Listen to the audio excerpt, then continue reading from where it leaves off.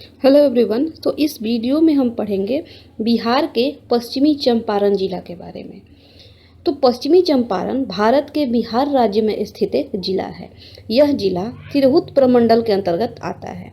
ये वो जगह है जहां भगवान राम और सीता के दोनों पुत्र लव और कुश का जन्म हुआ था।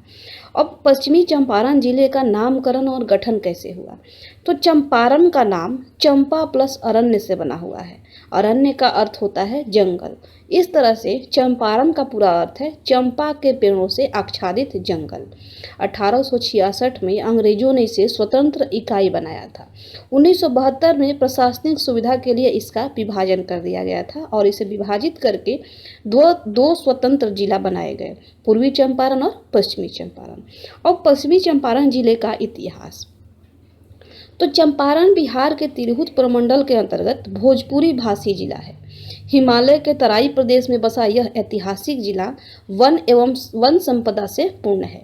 चंपारण का नाम चंपा प्लस अरण्य से बना है, जिसका अर्थ होता है चंपा के पेड़ों से आच्छादित जंगल। बेतिया जिला मुख्यालय शहर है। बिहार का यह जिला अपनी भौगोलिक विशेषताओं और इतिहास के लिए विशिष्ट स्थान रखता है। महात्मा गांधी ने यहीं से अंग्रेजों के खिलाफ नील आंदोलन से सत्याग्रह की मशाल जलाई थी। ऐतिहासिक दृष्टिकोण से पश्चिमी चंपारण एवं पूर्वी चंपारण एक है।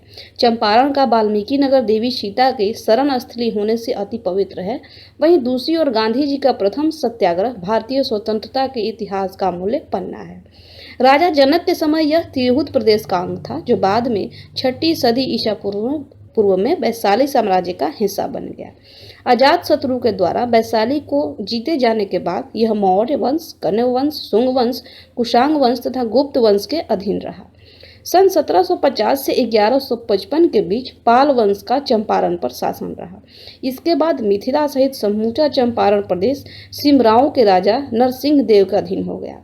बाद में सन 1213 से लेकर 1227 ईस्वी के बीच बंगाल के गयासुद्दीन ऐवाज ने नरसिंह देव को हराकर मुस्लिम शासन स्थापित की।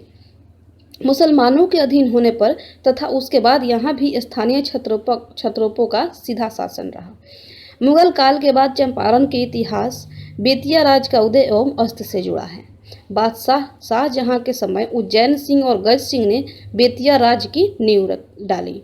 मुगलों के कमजोर होने पर बेतिया राज महत्वपूर्ण बन गया और शान शौकत के लिए अच्छी ख्याति अर्जित की।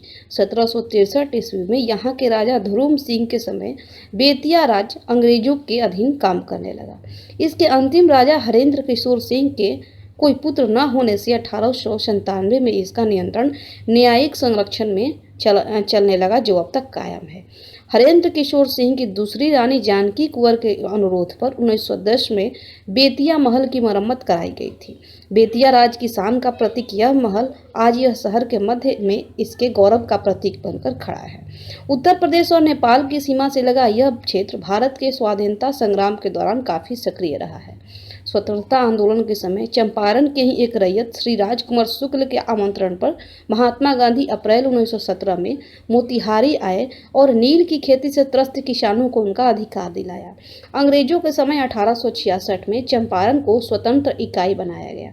प्रशासनिक सुविधा के लिए 1972 में इसका विभाजन करके पूर्वी चंपारण और पश्चिमी चंपारण बना दिया गया। और पश्चिमी चंपारण के कुछ महत्वपूर्ण व्यक्तित्व हैं, जो कि हैं राजकुमार शुक्ल, प्रजापति मिश्र, शेख गुलाब, केदार पांडे, तारकेश्वर नाथ तिवारी, श्यामाकांत तिवारी और असित नाथ तिवारी। और पश्चिमी चंपारण जिले की भौगोलिक स्थिति। तो पश्चिमी चंपारण जिले की अगर बाउंड्री देखें तो हिमालय की तराई प्रदेश में बसा हुआ इस जिले की सीमाएं उत्तर प्रदेश और नेपाल की सीमाओं से लगती है। उत्तर में इसके है नेपाल, इसके दक्षिण में है पूर्वी चंपारण और गोपालगंज जिले का हिस्सा है। इसके पूर्व में है नेपाल, पश्चिम में है उत्तर प्रदेश का महाराजगंज और कुशीनगर जिला।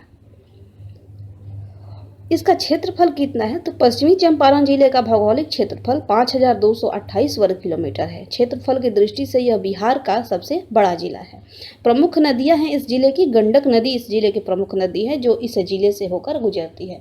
पश्चिमी चंपारण जिले से ही गंडक नदी निकलकर पूरे बिहार में आती है। अर्थव्यवस्था कृषि और उत्पादन पर आधारित है। तो पश्चिमी चंपारण जिले की अर्थव्यवस्था कृषि पर आधारित है। यह जिला गन्ने की खेती के लिए मशहूर है। यहाँ पर उगाई जाने वाली प्रमुख फसलें हैं धान, गन्ना और बेंत। पश्चिमी चंपारण जिले का व्यापार और उद्योग के बारे में जानते हैं। तो पश्चिमी चंपारण जिले और पड़ोसी देश नेपाल में वनों के विस्तार होने के कारण यहाँ पर उत्तम किस्म के लकड़ियों का व्यापार होता है। यहाँ नेपाल से सड़क मार्ग द्वारा चावल, लकड़ी और मसाले का आयात होता है, जबकि यहाँ से कपड़ा और पेट्रोलियम जैसे उत्पाद निर्यात किए जाते हैं। लकड़ी के अलावे बेंतिया के आसपास बेंत मिलते हैं जो कि फर्नीचर बनाने के काम आते हैं। जिले के प्रमुख व्यापार केंद्र जो हैं वो हैं बगहा, बेतिया, चनपटिया और नरकटियागंज। जिले में कई कृषि आधारित उद्योग हैं। मझौलिया, बगहा, हरिनगर, नरकटियागंज, रामनगर, चनपटिया और लोरिया में चीनी मिल है। कुटीर उद्योग की बात करें तो यहाँ पर रस्सी, चटाई और गुड़ बनाने का काम होता है। पश्चिमी चंपारण जिले का प्रशासनिक सेटअप, तो यह तिरहुत डिवीजन के अंतर्गत आता है। प्रशासनिक सुविधा के लिए पश्चिमी चंपारण जिले को 3 अनुमंडलों और 18 प्रखंडों में बांटा गया है। अनुमंडल हैं जिले में 3, तो कौन कौन से हैं? तो बेतिया, बगहा और नरकटियागंज, ये 3 अनुमंडल है पश्चिमी चंपारण जिले का। पश्चिमी चंपारण में कुल कितने ब्लॉक हैं? तो जिले में कुल 18 प्रखंड या 18 ब्लॉक हैं। इनका नाम है गोनहा, चनपटिया, जोगापट्टी, ठकराहा, नरकटियागंज, नौतन, पिपरासी, बगहा। बगहा 1, बगहा 2, बेतिया, बैरिया, भूतहा, मधुबनी, मझौलिया, मैनाटांड, रामनगर, लोरिया और सिकटा। ये कुल 18 प्रखंड हैं पश्चिमी चंपारण जिले का। ग्राम पंचायतों की संख्या, तो ग्राम पंचायतों की संख्या इस जिले में है 315। गांवों की संख्या कितनी है? तो 1483 गांव इस पश्चिमी चंपारण जिले में है। रेवेन्यू ग्राम की संख्या कितनी है? तो यह है 1507। शहरी लोकल बॉडी नगर पालिका नगर पंचायत 5 है। पुलिस जिला है 2 जो कि बेतिया और बगहा है। पश्चिमी चंपारण जिले की डेमोग्राफी जो कि 2011 के जनगणना के अनुसार है। तो जनसंख्या इसका कितना था? तो 39.35 लाख है टोटल जनसंख्या। यहाँ पुरुष जनसंख्या है 20.61 लाख, महिला जनसंख्या है 18.73 लाख। जनसंख्या वृद्धि दर देखें तो 29.29% की दर से यहाँ पर प्रति 10 साल में जनसंख्या में वृद्धि होती है। जनसंख्या घनत्व देखें तो 753 व्यक्ति प्रति वर्ग किलोमीटर में पश्चिमी चंपारण जिले में निवास करते हैं। बिहार के जनसंख्या में अनुपात, तो बिहार के जनसंख्या में 3.8% का जो अनुपात है वो पश्चिमी चंपारण जिले का है। लिंग अनुपात देखें तो 909 महिलाएं हैं प्रति 1000 पुरुषों पर। औसत साक्षरता इस जिले का है 55.70%, पुरुष साक्षरता है 65.59%, महिला साक्षरता है 44.69%, शहरी जनसंख्या यहाँ पे 9.99% और ग्रामीण जनसंख्या है 90.01%। धर्म देखें तो पश्चिमी चंपारण जिले में हिंदू बहुसंख्यक है, साथ ही मुस्लिमों की भी आबादी अच्छी खासी है। 2011 के जनगणना के अनुसार जिले में हिंदू जनसंख्या जो है वो है 77.44%, मुस्लिम जनसंख्या 21.98%। इसके अलावा जिले में ईसाई धर्म 0.22%, सिख धर्म 0.02%, बौद्ध धर्म 0.03% और जैन धर्म 0.01%, अन्य धर्म है 0.05%। अब चंपारण जिले के कुछ पर्यटन स्थल हैं। तो सबसे पहले है त्रिवेणी संगम। तो त्रिवेणी संगम नेपाल सीमा पर वाल्मीकि नगर से 5 किलोमीटर दूरी पर स्थित है। नेपाल के त्रिवेणी गांव और चंपारण के भैंसालोटन गांव के बीच स्थित इस संगम पर तीनों नदियों गंडक, पंचनद और सोहना नदी का मिलन होता है। श्रीमद् भागवत पुराण के अनुसार विष्णु के प्रिय भक्त गज और ग्राह की लड़ाई इसी स्थान से प्रारंभ हुई थी, जिसका अंत वैशाली के हाजीपुर के निकट कुनहारा घाट पर हुआ था। लौह और कुश का जन्म स्थल भी इस जिले में है। तो वाल्मीकि नगर आश्रम है। तो ऐसा मान्यता है कि भगवान राम के द्वारा त्यागे जाने पर माता सीता ने यहीं आश्रय लिया था।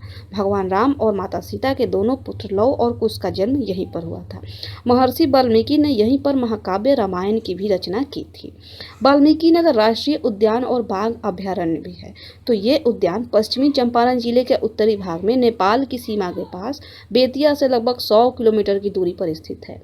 यह नेशनल पार्क उत्तर में नेपाल के रॉयल चितवन नेशनल पार्क और पश्चिम में हिमालय पर्वत तथा बूढ़ी गंडक से घिरा हुआ है। इस नेशनल पार्क में बाघ, हिरन, चीता, हायना, हॉग डॉग, सांभर, तेंदुआ, नीलगाय, जंगली बिल्ली जैसे जंगली पशु दिखाई देते हैं। कभी कभी कभार यहाँ पर नेपाल के चितवन नेशनल पार्क से एक सिंही गैंडा और जंगली भैंसे चलकर वाल्मीकि नगर में आ जाते हैं। अब कुछ सम्राट अशोक से भी जुड़े कुछ यहाँ पर स्थल हैं। तो रामपुरवा का अशोक स्तंभ है। तो यह गौनहा प्रखंड के रामपुरवा में स्थित है। यहाँ पर सम्राट अशोक के द्वारा बनवाए गए 2 शीर्ष रहित स्तंभ हैं। इन स्तंभों पर के ऊपर बने सिंह वाले शीर्ष को कोलकाता संग्रहालय में रखा गया है, जबकि वृषभ वाले शीर्ष को दिल्ली के राष्ट्रीय संग्रहालय में रखा गया है। तो ये जो स्तंभ है वो बिना शीर्ष वाले हैं। अधिकतर हम अशोक स्तंभ देखते हैं जिनके ऊपर शेर या बैल का रहता है, बैठाया रहता है, लेकिन यहाँ पे बिना शीर्ष वाले हैं। तो जो बैल है यहाँ पे वो कहाँ रखा गया है, तो वो दिल्ली के राष्ट्रीय संग्रहालय में रखा गया है, और जो सिंह वाला शीर्ष है ऊपर का वो कोलकाता संग्रहालय में रखा गया है। नंदनगढ़, जानकीगढ़ और लौरिया का अशोक स्तंभ। तो लौरिया प्रखंड के चंदनगढ़ और नरकटियागंज प्रखंड के जानकीगढ़ में नंदवंश और चाणक्य के द्वारा बनवाए गए महलों के टीलानुमा अवशेष हैं। नंदनगढ़ के टीले को भगवान बुद्ध की अस्थि अवशेष पर बना स्तूप भी माना जाता है। नंदनगढ़ से 1 किलोमीटर दूर लौरिया में 2300 वर्ष पुराना अशोक स्तंभ है। 35 फीट ऊंचे इस अशोक स्तंभ के ऊपर सिंह की आकृति बनी हुई है। भीखना ठोड़ी, तो ये कहाँ है, तो भीखना ठोड़ी पश्चिमी चंपारण जिले के उत्तर में गौनहा प्रखंड में स्थित है। यह नरकटियागंज भीखना ठोड़ी रेलवे लाइन का अंतिम स्टेशन है। नेपाल सीमा पर बसा एक छोटा सा जगह अपने शांत मनोरम वातावरण और प्राकृतिक सुंदरता के लिए प्रसिद्ध है। गांधी से जुड़ा हुआ भितरहवा आश्रम। तो गौनहा प्रखंड के भितरहवा गाँव के एक छोटे से घर में ठहरकर महात्मा गांधी ने चंपारण सत्याग्रह की शुरुआत की थी। जिस घर में गांधी जी ठहरे थे आज उसे भितरहवा आश्रम के नाम से जाना जाता है। गांधी जी के विचारों, आदर्श और मूल्यों को मानने वाले के लिए यह तीर्थ के समान है। सुमेश्वर का किला। तो सुमेश्वर की पहाड़ी की ढलान पर बना सुमेश्वर का किला रामनगर प्रखंड में स्थित है। हालांकि यह किला अब केवल खंडहर मात्र रह गया है, लेकिन किले के शीर्ष से आसपास की घाटियों और पर्वत श्रेणियों के विहंगम दृश्य देखा जा सकता है। इस किले से हिमालय की प्रसिद्ध शिखरों जैसे धौलागिरी, गोसाईनाथ और गौरी शंकर शिखरों को देखा जा सकता है। वृंदावन भी यहाँ पे है। तो यह स्थान बेतिया से 10 किलोमीटर दूरी पर स्थित है। 1937 में यहाँ पर ऑल इंडिया गांधी सेवा संघ का वार्षिक सम्मेलन हुआ था। इस सम्मेलन में गांधी जी सहित बड़े बड़े नेता जैसे डॉक्टर राजेंद्र प्रसाद और JB कृपलानी भी शामिल हुए थे। गंडक परियोजना है यहाँ पे। तो गंडक नदी पर बना 15 मेगावाट बिजली उत्पादन क्षमता वाला यह एक बहुउद्देशीय परियोजना है। गंडक बैराज के आसपास इलाका शांतम, मनोरम और प्राकृतिक सुंदरता से भरा है। सरैया मन पक्षी विहार। तो बेतिया से 6 किलोमीटर दूरी पर सरैया में यह एक खूबसूरत पक्षी विहार है। यहाँ पर एक प्राकृतिक झील है जहाँ पक्षियों की कई प्रजातियां प्रवास करने आती हैं।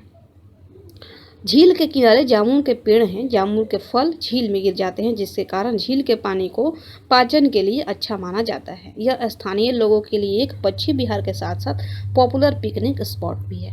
अब पश्चिमी चंपारण कैसे पहुंचे, तो हवाई मार्ग से देखें तो निकटतम हवाई अड्डा है इस जिले का लोकनायक जयप्रकाश नारायण एयरपोर्ट। यहाँ से 210 किलोमीटर की दूरी पर पटना में स्थित है। दूसरा हवाई अड्डा है नेपाल सीमा के वीरगंज में स्थित है। रेल मार्ग से देखें तो जिले के प्रमुख रेलवे स्टेशन है बेतिया, रक्सौल और नरकटियागंज। सड़क मार्ग से आप कैसे पहुंच सकते हैं, तो बिहार की राजधानी पटना से बेतिया की दूरी 210 किलोमीटर है। बेतिया, बगहा, नरकटियागंज और रक्सौल आदि से पटना, मोतिहारी और मुजफ्फरपुर आदि के लिए बस सुविधा है। आप चाहें तो अपनी कार और बाइक से भी यहाँ आ सकते हैं। तो ये थी पश्चिमी चंपारण जिले से जुड़ी जानकारी। तो उम्मीद करते हैं ये वीडियो आपको पसंद आया होगा। इसका PDF आपको टेलीग्राम चैनल से मिल जाएगा, जिसका लिंक डिस्क्रिप्शन में दिया होगा। वीडियो देखने के लिए आपका बहुत बहुत धन्यवाद।